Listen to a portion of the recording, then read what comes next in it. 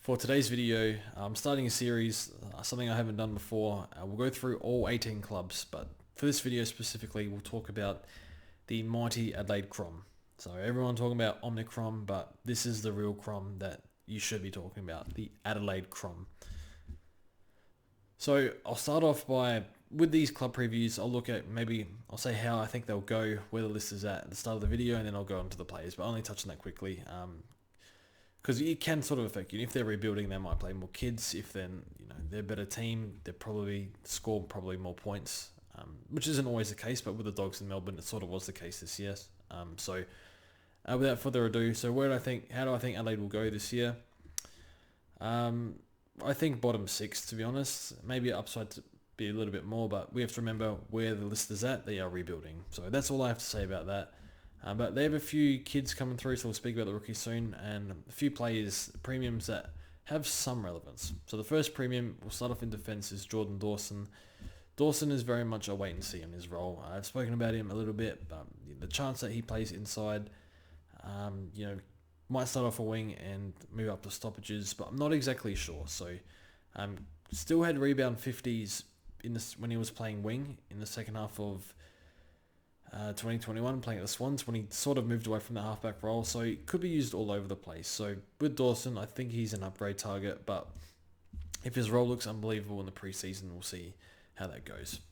So in the midfield, Rory Laird, I think he's an upgrade target, so I think he averaged something like 120, near that after the bye. So Laird, you could pick him if you want, but I just see safer options with higher ceilings in the midfield for paying that little bit more. So if you sort of don't want to pay for, say, McRae or Took or Oliver or something like that, or Steele, maybe you want to cut one of these guys down, you probably go down to a Walsh or Tom Mitchell.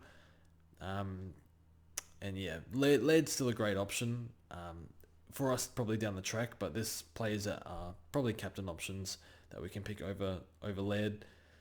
So don't see him dropping off, and he will maintain the mid-roll. Ben Keys, probably a bit more suited to AFL fantasy, so I think he will improve, but again, his kicking, especially out of stoppages, is a little rusty, so I wouldn't be picking Keys. And the final one, Matt Crouch, I think he's 450, 470k, something like that. So I do get a few questions about Matt Crouch, and it's pretty simple. His groin isn't 100% yet. He will have a limited preseason. Don't pick players with limited preseason, especially with groin injuries. So, to the extent where he's had to have surgery on it, and see how he's hoping for round one, but you never know. So, we saw Tom Mitchell last year, limited preseason, wasn't a great starting pick, but came good eventually. So, even though Matt Crouch is cheap, please do not pick a player with year-long groin injuries and still not in full training. So. Don't worry about that. So I wouldn't pick any Crows primers in the midfield. In the rucks, Riley O'Brien, probably not.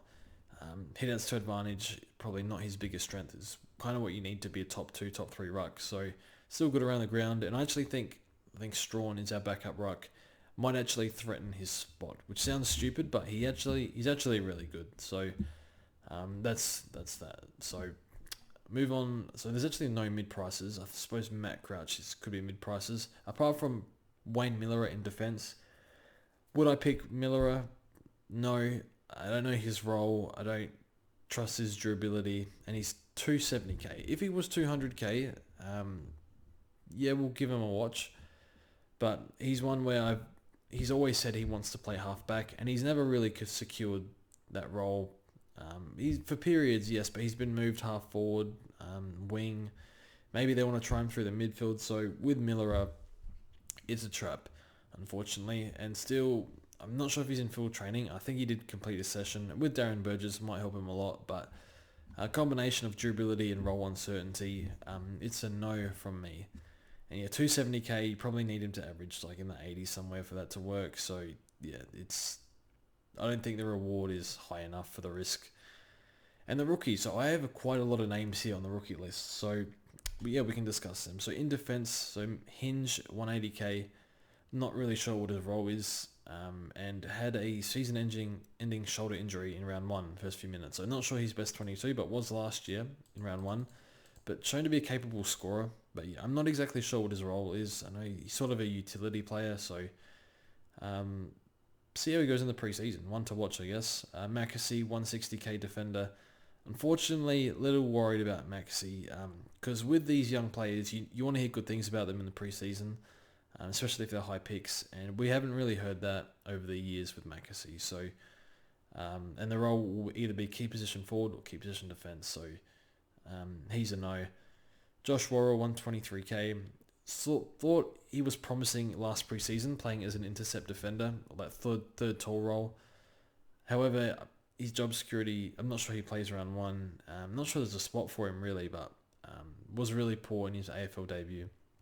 Gets another preseason, see how he goes, but probably unlikely.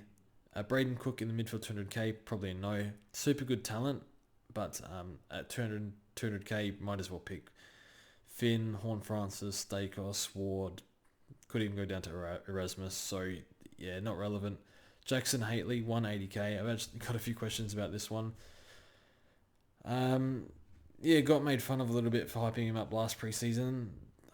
Sounds like he had a groin injury all last year, but having watched him in the preseason, he was okay. I'm not sure he had the groin injury then, but had a few issues with disposal and defensive work at stoppage specifically. Endurance seems pretty good, but more or less the first few steps on the stoppage, like players just get away from him far too easily, unfortunately. So that's probably why he didn't make the round one team. But one to watch, capable scorer, I think, with given the role. But it was also flagged that he can play multiple roles in the preseason, which suggests that that inside role might not be for him. So don't even know if he plays, but one to watch. Pedler, I think, is a mid. He might be mid forward. I'm not sure. So Pedler, super injury prone. Not sure. I think he wasn't. Not sure he's in full training just yet. I know he didn't do one of the first sessions, so looks okay. It looked okay last preseason, but not really sure. Hasn't looked good at all at AFL level, so a little concerning. But has had injuries, so forgive him for that. Also up forward, Josh Rochelle, 180k. Sounds like his fitness has got a bit of work to do. Don't really see it. Had some good numbers in the under 18s. I think it was like 130 average, something like that. Playing mid forward.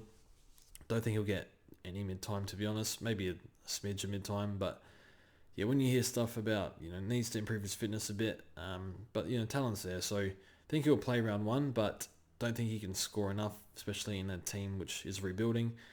And the final one is Gollant. So Gollant's an interesting one, 123k forward. I think he will play round one.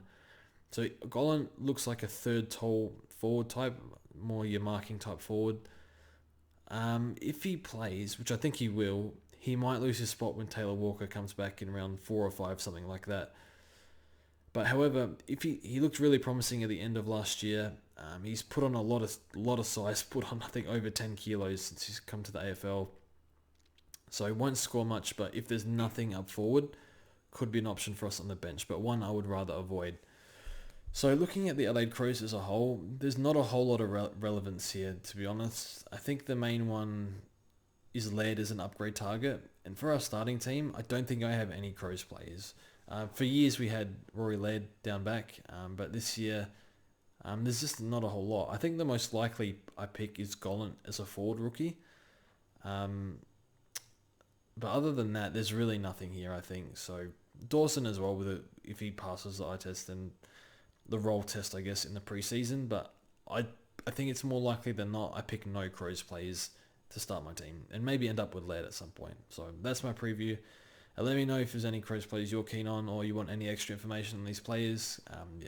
Been a Crows fan for 27, 23 years, I guess. 22 years, something like that. So, yeah, watched every game last year. So, yeah, anyway, thanks for watching. And Brisbane will be up next. So, keen for that one. Probably just better off asking DR for advice there, but we'll do that anyway. So, thanks for watching, and we'll see you guys soon.